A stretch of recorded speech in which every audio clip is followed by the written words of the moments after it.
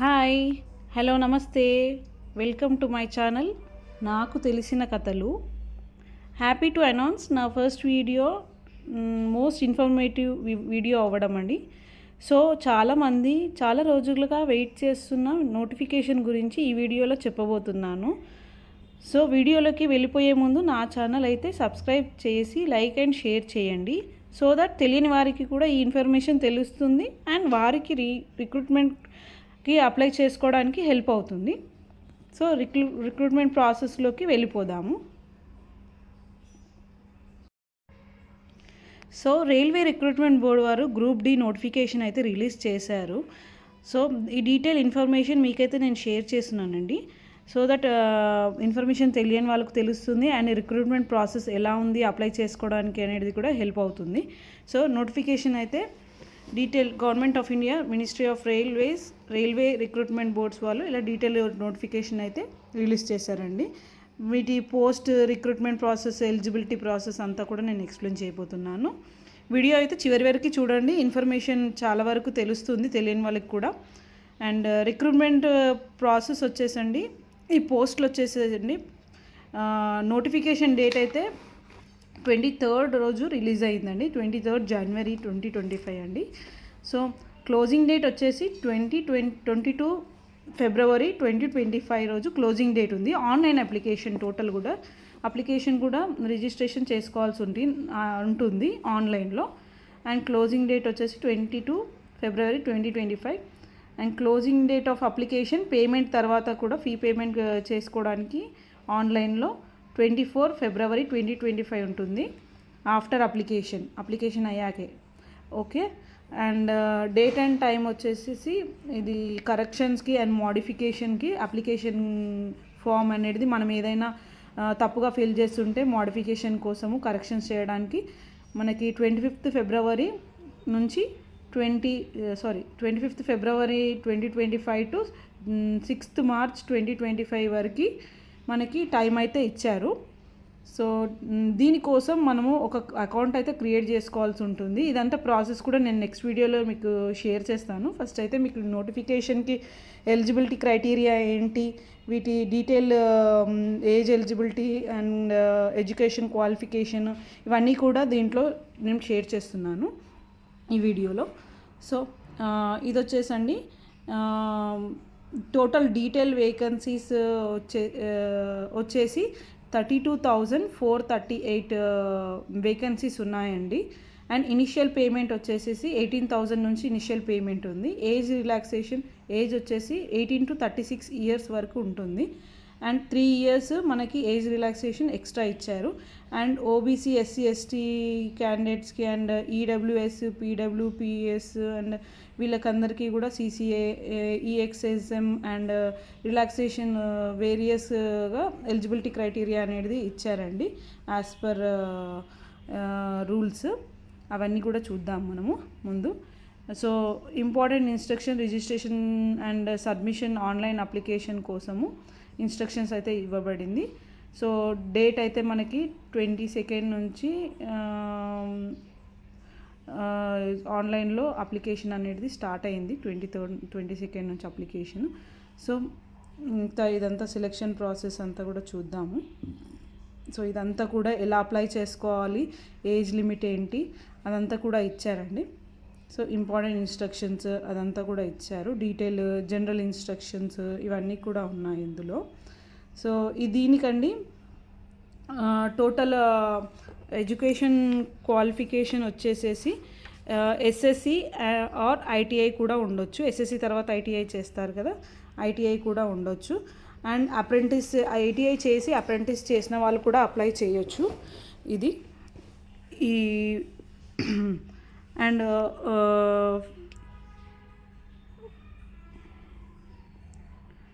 దీనికి నేషనాలిటీ అనేది citizenship India, citizen of India, citizen of Nepal ఇదంతా కూడా ఇచ్చారు. Citizen of subject of Bhutan or Tibetan వీటన్ని కూడా ఇలా వచ్చింది nationality, citizenship. And age limit వచ్చేసేసి మీకు 18 years to 33 years వరకు ఉందండి.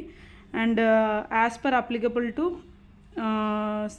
నోటిఫికేషన్ అయితే మనకి 18 to 36 ఇయర్స్ వాళ్ళకి టోటల్ 36 ఇయర్స్ వరకు ఎలిజిబిలిటీ ఇచ్చారు. సో ఓబీసీ వాళ్ళకి ఏజ్ రిలాక్సేషన్ వచ్చేసేసి 3 ఇయర్స్ ఇచ్చారు ఎక్స్ట్రా. అండ్ ఎస్సీ ఎస్టీ క్యాండిడేట్స్కి 5 ఇయర్స్ అండ్ ఎక్స్ సర్వీస్ మ్యాన్కి 6 months సర్వీస్లో ఉంటే 6 months బిఫోర్ అటెస్టేషన్ చేయించుకొని తీసుకురావాల్సి వస్తుంది. అది అవన్నీ కూడా నోటీసెస్ ఉంటాయి. అండ్ 3 ఇయర్స్ వాళ్ళకి అండ్ ఓబీసీ ఎన్సీఎల్ వాళ్ళకి 6 ఇయర్స్ ఇలా వేరియస్గా, ఎస్సీ ఎస్టీ క్యాండిడేట్స్ 8 ఇయర్స్ ఇలా వేరియస్గా వాళ్ళ దాన్ని బట్టి ఇచ్చారు. డిసేబిలిటీ క్యాండిడేట్స్కి కూడా 10 years to 13 years ఇలా డిఫరెంట్గా క్యాస్ట్ వైజ్ అండ్ వాళ్ళ దాన్ని బట్టి ఇచ్చారండి. సో మనకైతే బేసిక్గా అయితే ఇక్కడ వచ్చేసి ఓబీసీ నాన్ క్రిమిలేయర్ అయితే 3 years రిలాక్సేషన్ ఉంది. ఎస్సీ ఎస్టీ వాళ్ళకైతే 5 years ఉంది. ఇంకా మిగతా ఎక్స్ సర్వీస్ మ్యాన్ అదంతా కూడా నోటిఫికేషన్ చూసుకోవాల్సి ఉంటుంది. సో ఇక్కడ వచ్చేసి ఇంపార్టెంట్ ఇన్స్ట్రక్షన్స్ ఇవన్నీ కూడా ఉన్నాయి. అండ్ ఎడ్యుకేషన్ క్వాలిఫికేషన్ వచ్చేసి మనకి 10th ఉంటుంది ఎస్ఎస్సి, లేకపోతే ఎస్ఎస్సి ఐటీఐ చేసిన వాళ్ళు కూడా అండ్ అప్రెంటిస్షిప్ చేసిన వాళ్ళు కూడా అప్లై చేసుకోవచ్చు ఇది. సో ఫీజు అనేది కూడా జనరల్ వాళ్ళకైతే, జనరల్ క్యాండిడేట్స్కి అయితే 500 ఉంటుంది ఎగ్జామినేషన్ ఫీజు. అండ్ 400 వీళ్ళకి రీఫండ్ చేస్తాం. Due course duly detecting bank charges 100 rupees ఏదో డిడక్ట్ చేసుకొని సిబిటి టెస్ట్ రాసిన తర్వాత 400 రిఫండ్ చేస్తామని ఇచ్చారు నోటిఫికేషన్లో. And female PWBS or female transgender ex service man క్యాండిడేట్స్కి and candidates belong to SC ST minority communities, OBC కాదండి, ఈబీసీ క్యాండిడేట్స్కి 250 rupees రీఫండ్ ఇస్తారంట. Due course deducting bank charges as applicable on appearing in CBT appear అయ్యాక 250 rupees refund చేస్తారంట. So mode of payment అంతా కూడా internet banking అంతా కూడా online payment ఉంటుంది. అప్లికేషన్ ప్రాసెస్లోనే ఉంటుంది ఇది కూడా. సో ఎకనామికల్లీ బ్యాక్వర్డ్ క్లాస్ అనేది కూడా those who annually family income is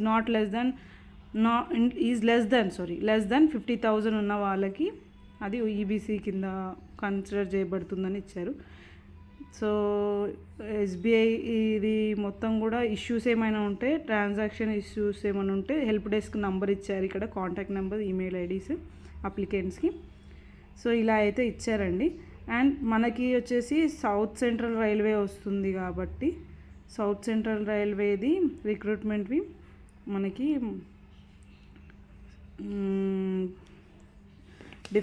చాలా డిఫరెంట్గా ఉన్నాయి. అవి చూద్దాము ఆ పోస్టులు ఎన్నైతే ఉన్నాయనేది. సో రిక్రూట్మెంట్ ప్రాసెస్కి వచ్చేసేసి ఈ రిక్రూట్మెంట్ ప్రాసెస్ అనేది 3 బేసిస్లో ఉంటాయి. The recruitment process will be online CBT test ఉంటుంది, కంప్యూటర్ బేస్డ్ టెస్ట్ ఉంటుంది ఫస్ట్. అందులో మనకు వచ్చేసి 100 marksకి ఉంటుంది టోటల్గా. ఎగ్జామినేషన్ డ్యూరేషన్ టైం వచ్చేసి 90 minutes ఉంటుంది. General science 25 questions, objective type ఉంటుంది. ఇది వచ్చేసి mathematics 25, general intelligence and reasoning 30, general awareness and current affairs 20. Total number of questions వచ్చేసి 100 ఉంటుంది. ఇలా మనకి మొత్తం టోటల్గా 100కి ఎంత స్కోర్ చేయాల్సి ఉంటుందంటే టోటల్ నెగిటివ్ మార్కింగ్ ఉంటుందండి. ఇది ఇంపార్టెంట్, నోట్ దిస్ పాయింట్. యాక్చువల్గా ఈ పాయింట్ అనేది నోట్ చేసుకోవాలి. సో హార్డ్ వర్క్ చేయాలి, చాలా కష్టపడి చదవాల్సి వస్తుంది. నెగిటివ్ పాయింట్, స్మార్ట్ వర్క్ చేయాలి. హార్డ్ వర్క్ కన్నా స్మార్ట్ వర్క్. ఎగ్జామ్ అపియర్ చేసేటప్పుడు ఖచ్చితంగా స్మార్ట్ వర్క్ చేయాలి. ఎందుకంటే క్వశ్చన్స్కి ఖచ్చితంగా నెగిటివ్ మార్కింగ్ ఉంది. అది 1/3 మార్క్స్ డిడక్ట్ అవుతుంది ఈచ్ రాంగ్ ఆన్సర్కి 1/3 మార్క్స్ అనేది డిడక్ట్ అవుతుంది.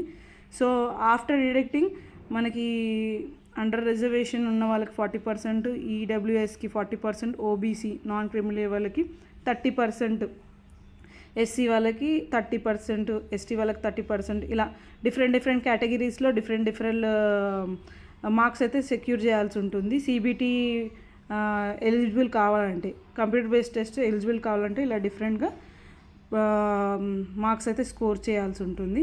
ఆఫ్టర్ దిస్ సిబిటి తర్వాత ఫిజికల్ ఎఫిషియన్సీ టెస్ట్ ఉంటుంది.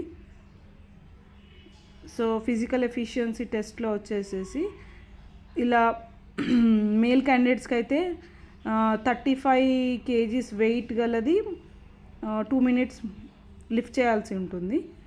100 meters వెళ్ళాల్సి ఉంటుంది 1 ఛాన్స్లో, కింద పడేయకుండా, అంటే వెయిట్ అనేది డౌన్ పడేయకుండా 100 meters 2 minutesలో కంప్లీట్ చేయాల్సి ఉంటుంది. And should be able to run for a distance of 1000 meters 4 minutes and 15 secondsలో 1 ఛాన్సే ఇస్తారు దీనికి. సో 1000 meters 4 minutes and 15 secondsలో రన్నింగ్ ఉంటుంది. అండ్ ఫీమేల్ క్యాండిడేట్స్ అయితే అదేవిధంగా 20 kgs వెయిట్ లిఫ్ట్ చేయాల్సి ఉంటుంది. 100 meters 2 minutesలో 1 ఛాన్స్లో కింద పడేయకుండా, వెయిట్ అనేది కింద పడేయకుండా, కింద పెట్టకుండా వెళ్ళాల్సి ఉంటుంది, కంప్లీట్ చేయాల్సి ఉంటుంది. అదేవిధంగా 1000 meters 5 minutes and 40 seconds 1 ఛాన్స్లో running చేయాల్సి ఉంటుంది. సో ఇది ఫిజికల్ ఎఫిషియన్సీ టెస్ట్ ఉంటుంది. ఇక్కడ డిఫరెంట్గా ఉంది. ఇంకా వచ్చేసి సో ఇలా ఫిజికల్ ఎఫిషియన్సీ టెస్ట్ తర్వాత document verification and medical examination అనే ప్రాసెస్ ఉంటుంది. ఫిజికల్ ఎఫిషియన్సీ టెస్ట్ ఎవరైతే ఎలిజిబుల్ అవుతారో తర్వాత document verification and medical examination అనేది ఉంటుందన్నమాట.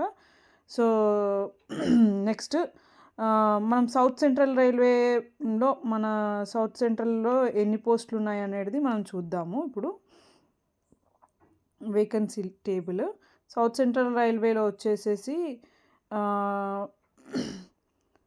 అసిస్టెంట్ S&T అనేది డిపార్ట్మెంట్ ఒకటి ఉంది. దాంట్లో వచ్చేసేసి టోటల్ పోస్టులు మనకి నంబర్ ఆఫ్ వేకెన్సీస్ వచ్చేసి టోటల్గా ఇలా రిజర్వేషన్స్ అండర్ రిజర్వేషన్ 54, SC 18 ఇలా వేకెన్సీస్ ఉన్నాయన్నమాట.